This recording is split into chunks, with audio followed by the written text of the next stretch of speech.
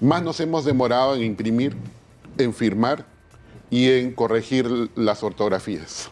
Porque su declaración tiene 4 líneas, Nicolás. El abogado de los familiares de víctimas en protestas, Juan José Quispe, ridiculizó a la genocida Dina Boluarte, revelando que su declaración duró menos de un minuto y simplemente dijo que se remitía a sus respuestas anteriores porque no era responsable de nada y por eso guardaría silencio. Esa fue toda su respuesta. Además, puntualizó que más demoraron en imprimir, en firmar y en corregir las ortografías que en su propia declaración, la misma que apenas tiene 4 líneas. También apuntó que el abogado de Dina, la asesina, entorpeció la declaración, pues después que la usurpadora se acogiera al silencio, como si fuera el fiscal, dijo que la declaración había terminado y que los abogados no tenían derecho a preguntar. Un comentario totalmente equivocado porque se suponían que los abogados de las víctimas sí podrían participar, pero al final tuvieron que dejar sentado 47 preguntas con la Procuraduría porque la asesina no quiso responder. A continuación te mostramos el video. Está en nuestros estudios el doctor Juan José Quispe, abogado de los familiares de las víctimas de las protestas de diciembre y enero pasado.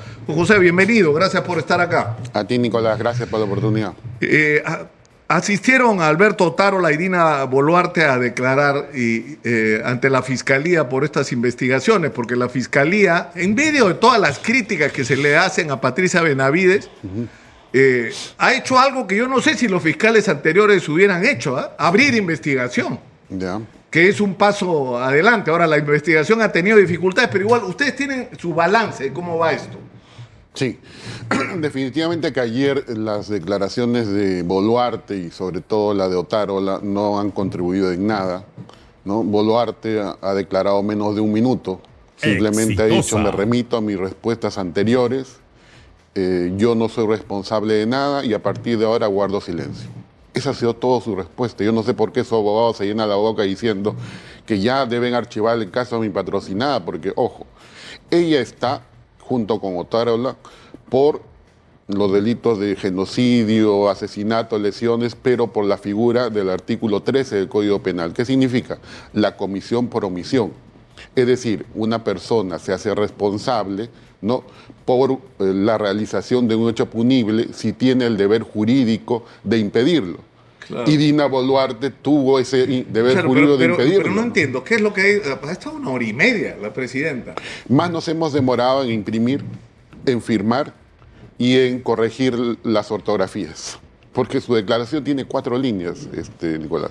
Lo que sí... No, pero le han preguntado y ha dicho no voy a contestar, o ni siquiera eso. Su abogado ha entorpecido porque cuando ella dijo, me acojo a mi derecho a guardar silencio, y nosotros, como parte agravia, queríamos formular preguntas, dijo, no, ya la declaración ha terminado, él como si fuera el fiscal, y que los abogados no tienen ni siquiera derecho a preguntar. Y a él le dijimos, sabe que usted está equivocado. El juez Checklin ya dijo que nosotros podemos participar.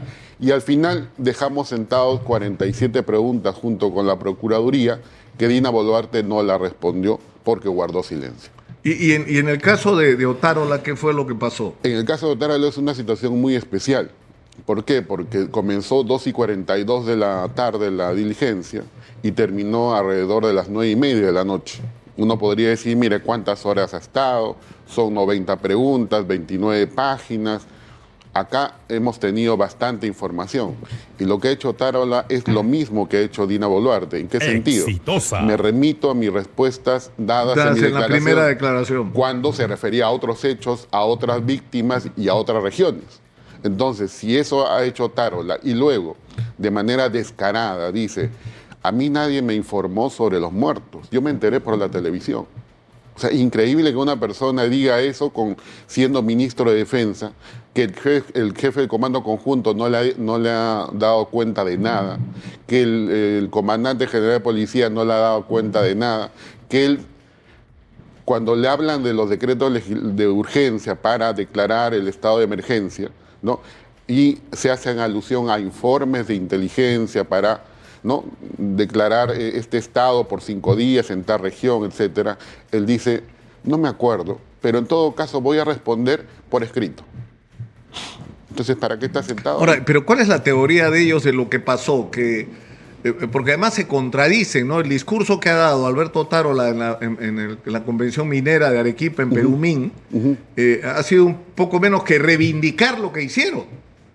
¿No es cierto? O sea, ha dicho prácticamente ha habido una sonada antidemocrática y lo que hemos hecho es lo que vamos a hacer, digamos, ¿no?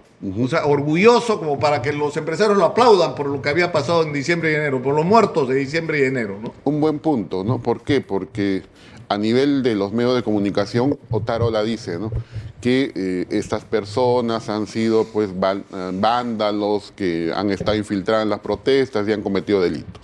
Pero el día de ayer dijo que no tenía conocimiento. O sea, él no conoce nada, se remite a sus respuestas anteriores, no quiere responder y ha tenido ha llevado 2 abogados, Nicolás, para entorpecer las preguntas de la parte de los abogados de nosotros y de la Procuraduría para oponerse, ¿no? Y eso genera un debate, ¿no? Se presenta una oposición, se absuelve la oposición y la Fiscalía resuelve, y todo eso consta en actas. Entonces, más nos hemos demorado, en el caso de Otárola, en absolver las oposiciones de su abogado, que para eso lo han llevado, y lo más deleznable, que casi lo votan a su abogado y a la otra abogada también que estuvo ahí, porque le estaban soplando las respuestas. Y es inconcebible que una persona con esa capacidad que tiene el señor Otárola, es un político de hace mucho tiempo, ha sido ministro en varias oportunidades, que le estén soplando las respuestas, que le alcancen la declaración anterior. Esa no es una declaración que tiene que ser espontánea, pero sin embargo se lo han permitido y la fiscal lo ha permitido. Ahora, el abogado, el doctor Joseph Campos, ha dicho, no se trata de guardar silencio, justificando lo que la actitud, ¿no? Y ha dicho, hemos respondido solamente que hemos dicho que nuestra respuesta de la primera declaración se extienda a todas las declaraciones. No es lo mismo. Nosotros decimos abstenernos de seguir participando y remitiendo nuestras respuestas a lo que ya habíamos establecido anteriormente. No hemos guardado silencio, hizo. El escenario que utilizaba Castillo era un silencio defensivo para desarrollar una imputación en su contra. Uno también puede guardar silencio ante una mala pregunta y uno puede guardar silencio cuando ya respondió la situación que está en debate en términos de la investigación. Creo que esto es el último supuesto. O sea, es como que no hay nada nuevo que preguntar que no hayan respondido ya.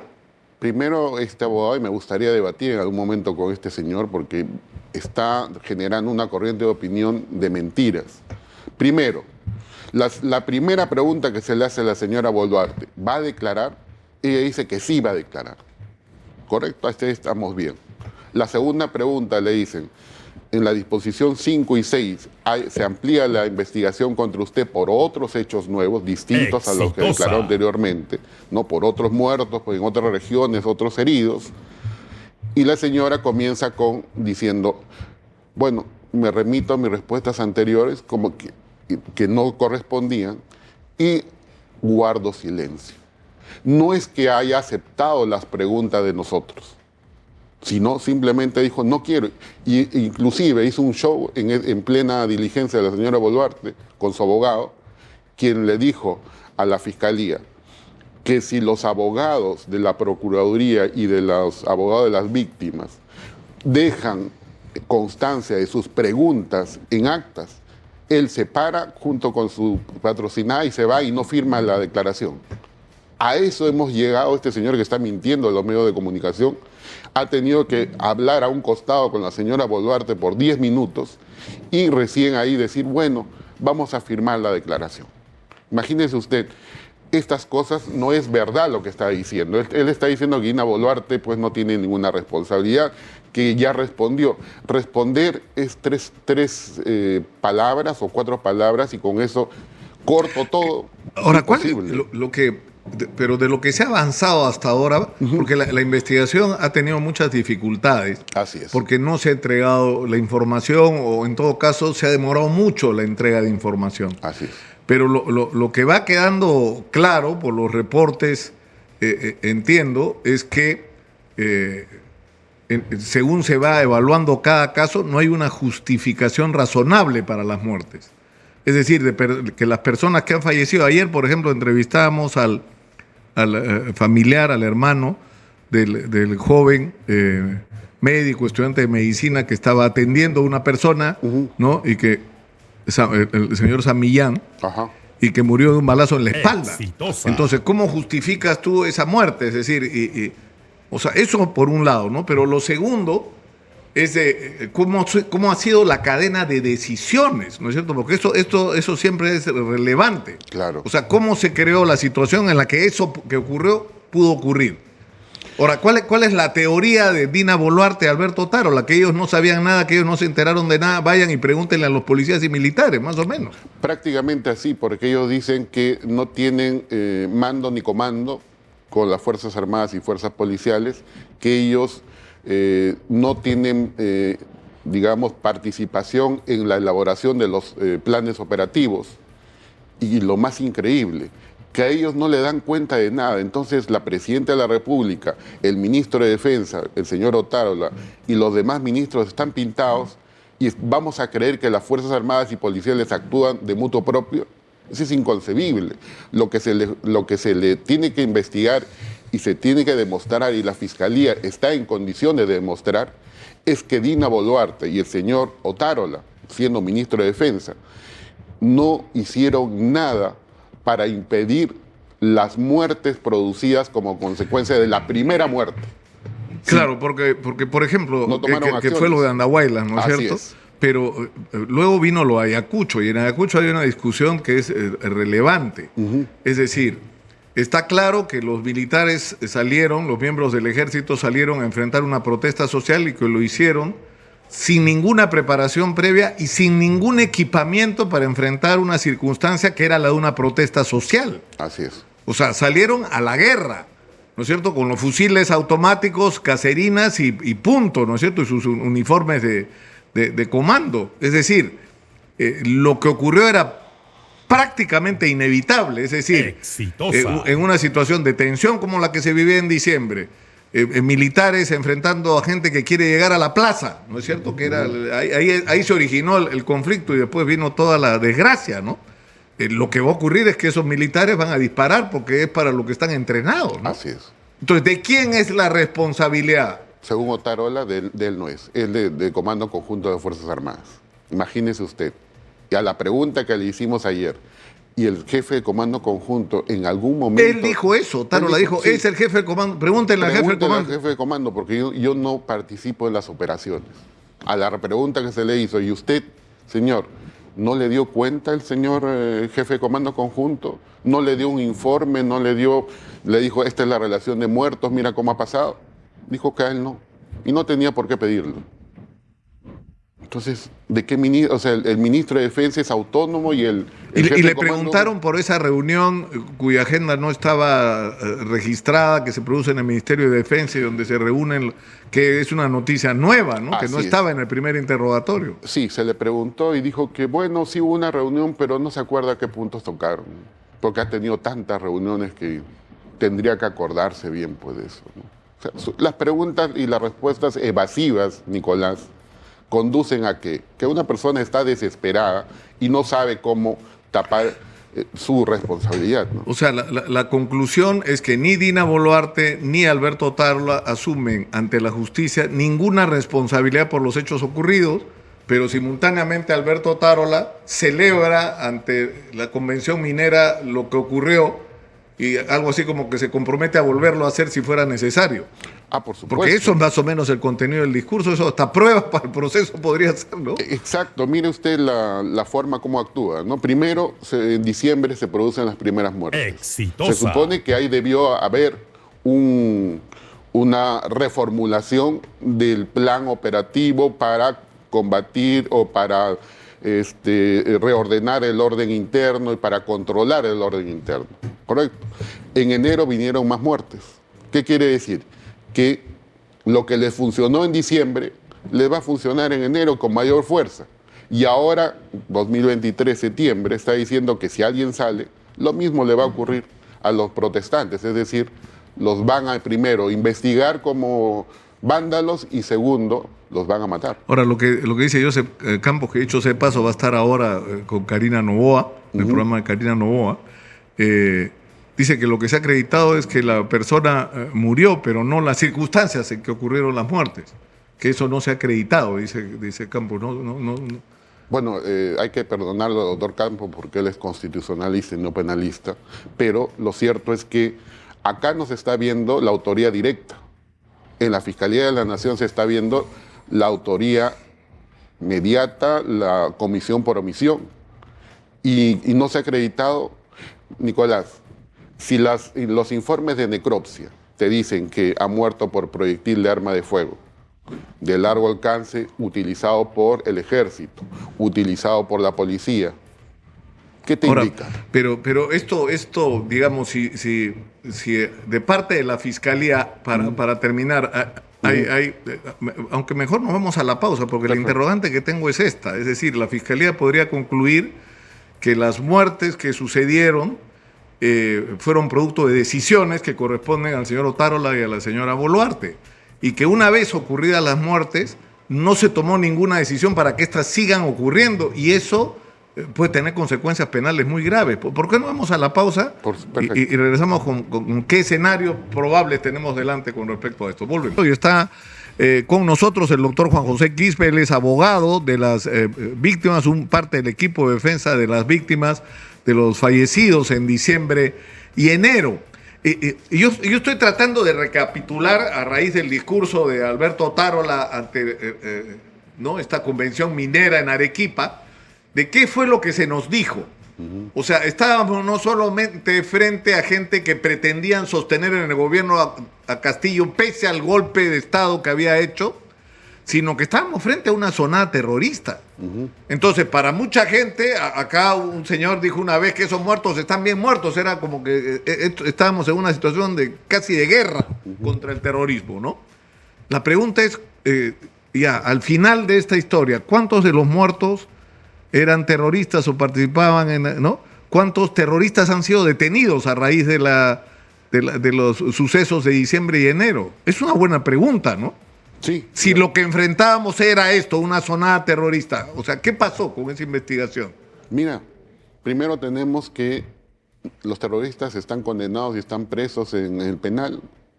Han salido algunos líderes, pero la mayoría ya no están dentro del partido, ya no existe Sendero Luminoso. Ahora se quieren integrar a la sociedad a través del Movadef, que ya el Jurado Nacional de Elecciones no lo va a permitir.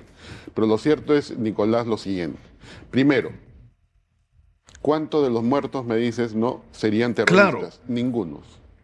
A ninguno de los muertos se les ha incautado, ¿no? O se les ha encontrado un arma de guerra, un arma hechiza, un cuchillo para enfrentarse a los militares y policías. Segundo, se han tomado las pruebas de absorción atómica. Se ha demostrado que ninguno de los fallecidos ha tenido un arma porque no ha disparado, no tenía resto de plomo, bario y antimonio en las manos. Tercero, estas personas no tienen ninguna investigación por terrorismo. Cuarto, se dijeron que los terroristas eran los que venían, ¿no?, de las provincias a la toma de Lima. La Fiscalía acaba de archivar el caso por todas las personas intervenidas irregularmente en la Universidad de San Marcos. Entonces, si estamos hablando de qué habla el señor Otárola... Y en todo caso, la relación entre las personas fallecidas y los ataques a locales públicos, ¿se ha podido acreditar esto? O sea, por ejemplo, los registros de las cámaras, ¿no? O sea, ¿se ha podido acreditar que alguna de estas personas muertas estaba participando activamente en el incendio de locales o en el caso de Juliaca, en el ataque al aeropuerto? Qué importante pregunta. ¿Por qué? Son 3 aeropuertos cuyas cámaras de video, vigilancia interna y externa, se han borrado. Cusco, Ayacucho y Puno. Justamente donde se veía que habían personas que querían tomar. La gran pregunta que yo me hago es, ¿por qué se borró eso? Porque hay una ley que expresamente impide que eso se borre y más bien le dice, ¿sabe qué? Ustedes, señores del aeropuerto, manden a la Fiscalía, a la policía, porque tienen un video que puede ser de relevancia penal.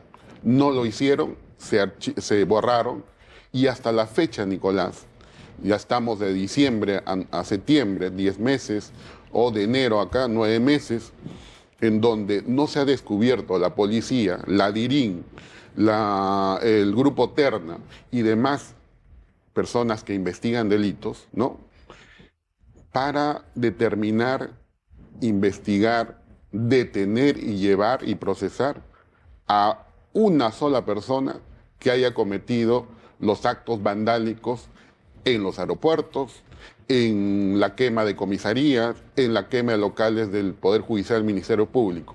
¿Y qué queda para la opinión pública? Siguen siendo los vándalos, los que protestaron, los que... Claro, porque en la imaginación de un sector de la población lo que hay es estos que iban a atacar locales públicos le respondieron a balazos. Y el problema es que cuando hemos escuchado los testimonios de los familiares acá, ¿no?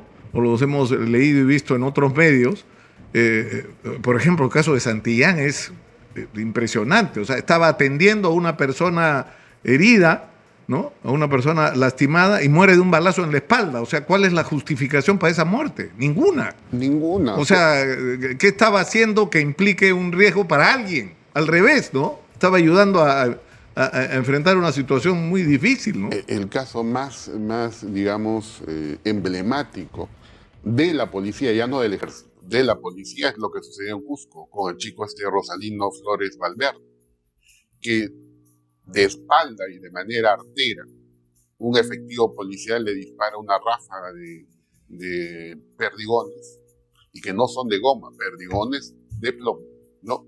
Y el chico muere en marzo de este año, con 33 perdigones en el cuerpo. Se ha tenido que hacer la autopsia, ¿no? Para poderle sacar todo lo que estaba impregnado dentro de los órganos vitales.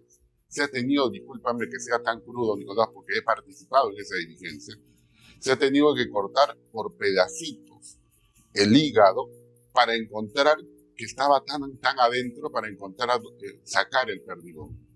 Dígame usted, ¿eso no es una grave violación de los derechos humanos? El policía actuó por sí solo.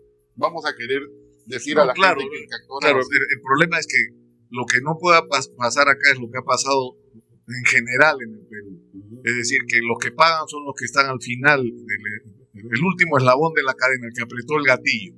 Pero no tienen responsabilidad los que tomaron decisiones o crearon las condiciones para que situaciones como estas ocurran. Ahora, el incidente con el suboficial Sonco, ahí es el único caso donde ha habido una investigación, digamos, muy rápida de la policía y se ha identificado a los autores.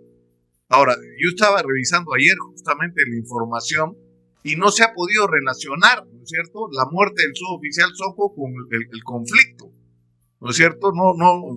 Ni él estaba participando en las acciones para controlar el conflicto, ni la persona que es un exmiembro de la policía que es el que lo asesina, tampoco. O sea, entonces, ¿cuál es la explicación de la muerte del suboficial Sonco? Mira, la explicación es la inmediatez que se quiere dar a la opinión pública respecto a un caso, atribuyéndole a otras personas que no tienen nada que ver. En el caso de este suboficial que lamentablemente murió, que se le condecoró y que se dijo para la opinión pública, fueron los manifestantes los que lo quemaron, ¿no? No hay ningún video, qué curioso, no hay ningún video donde se vea al señor que le están asesinando, que le están quemando vivo. No existe ningún testigo, pero la policía sí investigó y detuvo a quien, Nicolás, a un ex miembro de la Policía Nacional del Perú. Y tampoco existe un video donde se le ve participando a ese señor, que vamos a decir que ya no es policía y que se plegó a la marcha.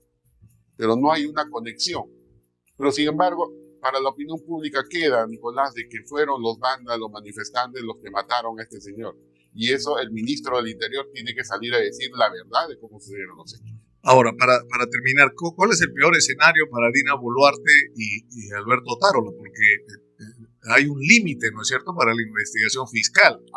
O sea, yo sé que Patricia Benavides ha sido objeto de muchas críticas, pero está haciendo lo que antes no se hacía, que era investigar a los presidentes en ejercicio. Ahora, el problema es que eso tiene un límite, ¿no? ¿Hasta dónde puede llegar? Si la investigación concluye que lo que pasó en diciembre y enero fue por decisiones tomadas, en primer lugar, de cómo enfrentar las protestas, y en segundo lugar, una vez que empezaron las muertes, no se tomaron las medidas para evitar que estas sigan ocurriendo, eso implica una grave responsabilidad penal.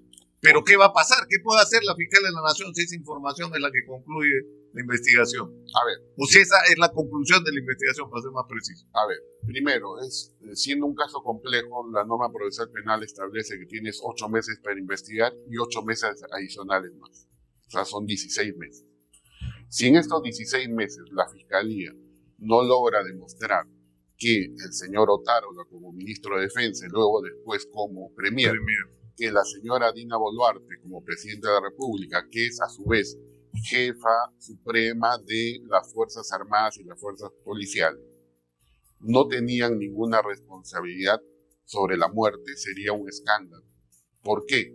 Porque ellos tienen el deber jurídico y la obligación de que no se vuelvan a suceder hechos de muerte, como lo sucedido primero en Andahuaylas. Acuérdate, después vino Ayacucho, después vino Cusco, después vino Juliaca. Entonces, si al primer muerto no tomas las medidas correctivas y lo que haces es implementar una política más fuerte, más potente y más bélica, esa decisión no la toman los policías en el lugar de los hechos, o en el teatro de operaciones, como dicen. La toman por decisiones políticas. Yo creo, Juan José, te agradezco mucho por estar acá, pero yo creo que todos deberíamos ser conscientes de que se ha abierto una herida, ¿no? Una herida, o sea, la molestia, la indignación de la gente en Ayacucho, de la gente en Andahuaylas, pero sobre todo en Juliaca, es muy grande. O sea, la gente se siente, y yo he escuchado acá los testimonios dramáticos e indignados de los familiares de las personas muertas, no solo porque murieron y no debieron morir, sino porque además los han tratado como si fueran terroristas, que es un agravio. O sea, que te digan terrorista en Ayacucho es un agravio, que te digan terrorista en Juliaca es un agravio. Entonces, eso ha agregado dolor al dolor, digamos, ¿no? Y yo creo que hay gente que no tiene la conciencia de la necesidad de curar, de cerrar esas heridas, y eso comienza porque hay justicia, ¿no? Porque los responsables, hasta el nivel que lleguen, paguen por la responsabilidad de haber manejado las cosas como se manejaron, porque siempre las cosas se pueden hacer de otra manera. Y acá no es que todos somos generales después de la guerra. Acá nosotros dijimos, antes de que ocurra lo de Ayacucho, no se les ocurra meter a las Fuerzas Armadas porque no están preparadas para esto. Y lo hicieron y mira lo que pasó. O sea, de diferentes espacios se les advirtió sobre lo que podía pasar. Te agradezco mucho por estar acá. Nicolás, muchas gracias. ¿Y tú qué opinas de las declaraciones de este abogado? ¿Crees que Dina la asesina solo fue a la fiscalía para decir que guardaría silencio y así evitar echarse la soga al cuello? Déjanos tu opinión en los comentarios y comparte este video para ayudarnos a que esta información llegue a más personas.